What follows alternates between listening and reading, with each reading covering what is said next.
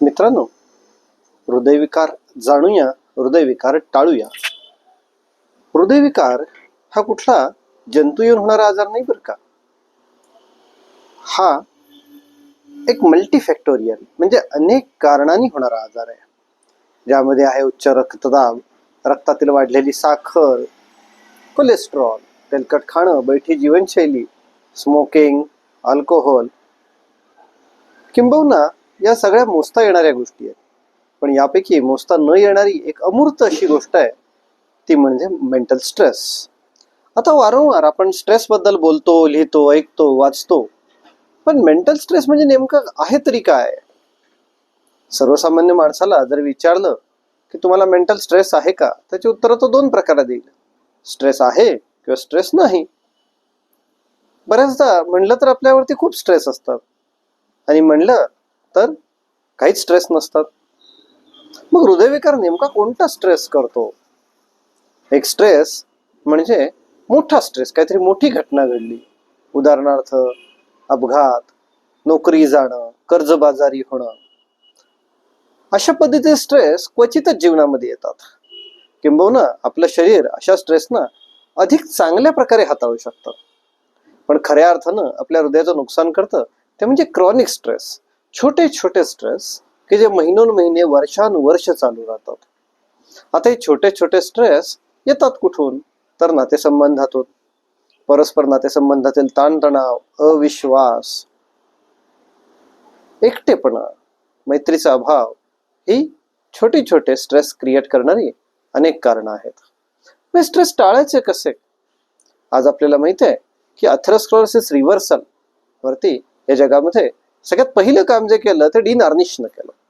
Dean अर्निश एक American cardiologist होते, ज्यांनी कोणत्याही औषधोपचाराशिवाय, सर्जरी शिवाय बायपास करण्याच्या स्थितीपर्यंत पोहोचलेले रुग्ण पुन्हा बरे करून दाखवले. किंबहुना त्यांचा हा पेपर वैद्यकीय जगतामध्ये कुतूहलाचा, टीकेचा, आश्चर्याचा असा विषय होता. पण डीन अर्निशना ही थेरी कळली कुठून? तर त्यांना ती कळली स्टोरी भारतीय अध्यात्मातून.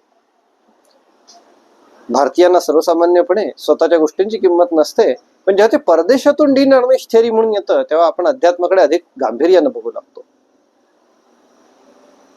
ज्या देशामध्ये मनाचे श्लोक लिहिले गेले, ज्या देशामध्ये उपनिषद लिहिली गेली, त्या देशातल्या लोकांचं मानसिक स्वास्थ्य कसं असलं पाहिजे. पण दुर्दैवानं आपल्या पूर्वजांचं हे अमूल्य ज्ञान आपण प्रत्यक्षात अंमलात आणलं नाही, आणि त्यामुळे आपण आज हृदयविकार, डायबिटीस याचे जागतिक हब म्हणजे जागतिक राजधानी बनून चुकलोय.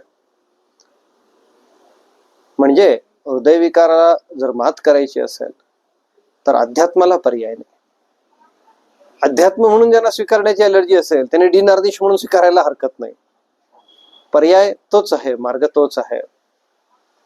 मग या छोट्या छोट्या ताणतणावातून मुक्ती मिळवायची कशी? आणि ताणतणावामधून मुक्ती मिळवणं खरंच इतकं सोपं आहे का? त्या प्रश्नाचं उत्तर आहे नाही.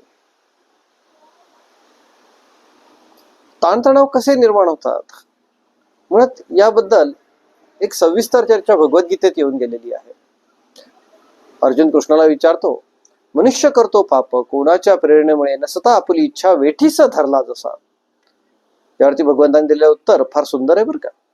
भगवंत म्हणतात, कामहा आणि हा क्रोध, काम, क्रोध, मद, मोह, मत्सरे षड्रिपू, मोठा खादाड पापिष्ट जाण त्याचा सदा वैरी.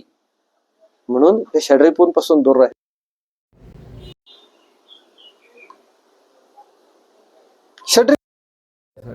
काय करावं? तर योगशास्त्र सारखं शास्त्र सांगतं की यम आणि नियमांचे आचरण करा.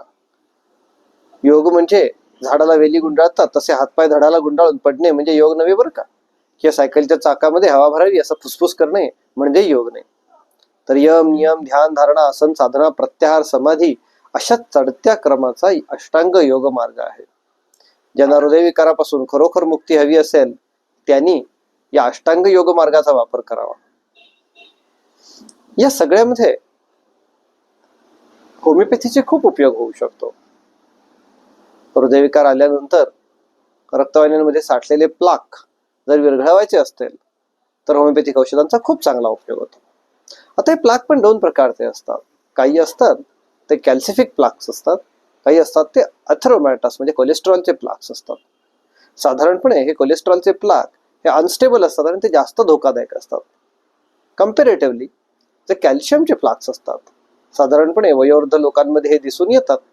तर या वयोवृद्ध लोकांमधल्या कॅल्शियमच्या प्लाक्सवरती होमिओपॅथीमधील क्रॅटॅगस किंवा अन्य औषधं खूप चांगल्या तऱ्हेनं काम करतात. किंबहुना काही कारणाने ज्यांची अँजिओप्लास्टी किंवा बायपास शक्य नाही अशा रुग्णांनी जरूर होमिओपॅथीचा विचार करावा, की जेणेकरून त्यांचे हृदयाचे आरोग्य सुधारेल, हृदयाची कार्यक्षमता सुधारेल. मुळात हृदयाचे कार्य चांगले ठेवण्यासाठी हृदय निर्मळ झालं पाहिजे. मनातील विषय, वासना, विकार काढून टाका व होमिओपॅथिक औषधांच्या सहाय्याने तुमच्या हृदय रक्तवाहिन्यातले अडथळे काढून टाका आणि जीवनाचा प्रवाह मोकळा सोडून द्या. आणि मग बघा, या मोकळ्या प्रवाहाचे जीवनाच्या गंगेमध्ये कधी रूपांतर झाले तुम्हालाच कळणार नाही. धन्यवाद.